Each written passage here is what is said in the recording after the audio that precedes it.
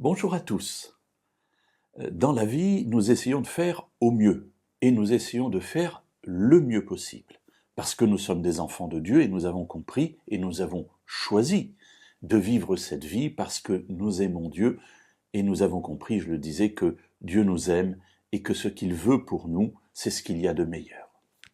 Pour autant, la vie n'est pas un long fleuve tranquille, vous le savez, je le sais.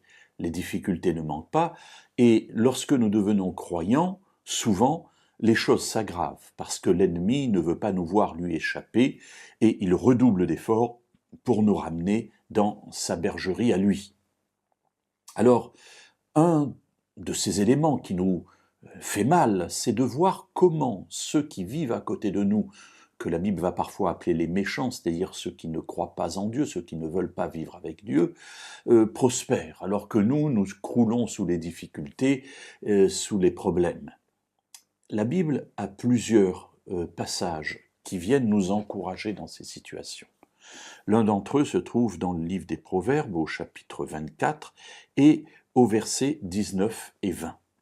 « Ne t'irrite pas à cause de ceux qui font le mal, n'envie pas les méchants, car il n'y a pas d'avenir pour celui qui est mauvais, la lampe des méchants s'éteint. » Voilà, ici l'auteur des livres des Proverbes n'est pas en train de nous donner plein de solutions, mais il nous renvoie simplement à nous-mêmes. Ne t'irrite pas contre les méchants, dit-il, ne les envie pas.